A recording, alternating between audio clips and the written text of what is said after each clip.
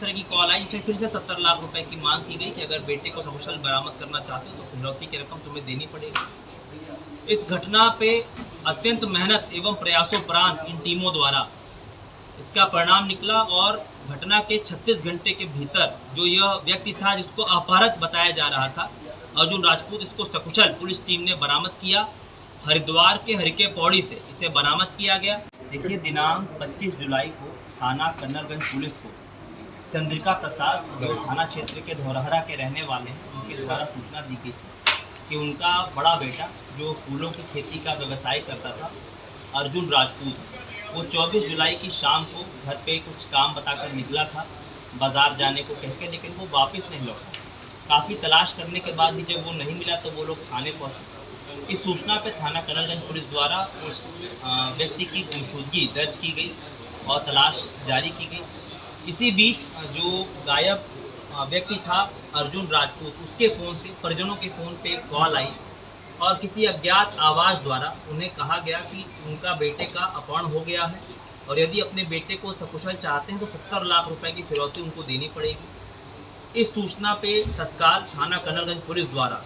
आवेदक की लिखित तहरीर के आधार पर सुसंगत धाराओं में इसमें मुकदमा पंजीकृत किया गया। घटना को अत्यंत गंभीरता से लेते हुए इसमें अपर पुलिस अधीक्षक पश्चिमी के नेतृत्व में कुल 4 टीमों का गठन किया गया। हमारी एसओजी और सर्विलांस को भी इसमें सहयोग हेतु लगाया गया और बीच बीच में भी 2-3 कॉलें इस प्रकार की अपरिचित नंबर तो यही था जो इसके बेटे का था अर्जुन राजपूत का।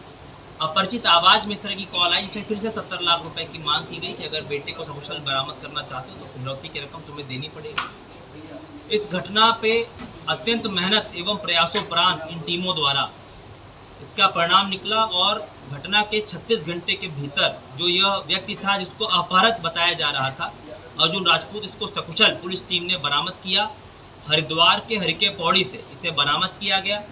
और इसको फिर पुलिस टीम वापस लेकर अपने साथ गोंडा आई, जहां इनका मेडिकल परीक्षण कराया गया है और ये पूर्ण रूप से स्वस्थ हैं। और जब इनसे इस संबंध में पूछताछ की गई तो इनके द्वारा बताया गया कि ये इनका पिछले कुछ वर्षों से मार्केट से कई लोगों से इन्होंने काफ़ी कर्जा ले रखा था। करीब 32 लाख रुपए के ऊपर इनके ऊपर कर्ज हो रखा था जिसको ये चुका नहीं पा रहे थे। इनका कहना है कि खेती में जो व्यवसाय है इनका फूलों की खेती का, उसमें भी इनका कुछ नुकसान हुआ था। ये बहुत तनाव में चल रहे थे और उस तनाव में फिर इनके दिमाग में ये षड्यंत्र आया कि अगर मैं स्वयं को अपहरण दिखा दूंगा और अपने पिता से उस एवज में कुछ पैसे अगर पा लूँगा तो मैं उधारी चुका लूँगा और अपने व्यवसाय में भी इस पैसे को इन्वेस्ट करूँगा। तो योजनाबद्ध तरीके से इन्होंने स्वयं के अपहरण का ये पूरा षड्यंत्र रचा और 24 जुलाई की शाम को घर से ये निकल गए और जब इन्होंने परिजनों को कॉल किया तो अपनी आवाज़ बदलकर खुद को गोरखपुर में अपहरण होना बताया और उसके उपरांत इनके द्वारा बताया गया कि जब ये हरिद्वार पहुँच गए ट्रेन के माध्यम से ये पहले लखनऊ गए चारबाग बस से और चारबाग से फिर वो ट्रेन पकड़कर हरिद्वार गए। वहाँ ये हरिके पौड़ी गए और वहाँ किसी ऐसे ही जो कान साफ करने का कोई व्यक्ति था उसको कुछ 100 रुपये 200 रुपये का प्रलोभन देकर इन्होंने एक कॉल करवाई अपने ही नंबर से अपने परिजनों के नंबर पर और पुनः फिरौती की मांग की। इस प्रकार इस पूरे घटना का अनावरण करते हुए इनको सकुशल बरामद कर लिया गया है और ये बरामदगी करने वाली जो हमारी पुलिस टीम है, क्योंकि उन्होंने काफ़ी इसमें मेहनत किया, इवन कांवड़ियों के भेष में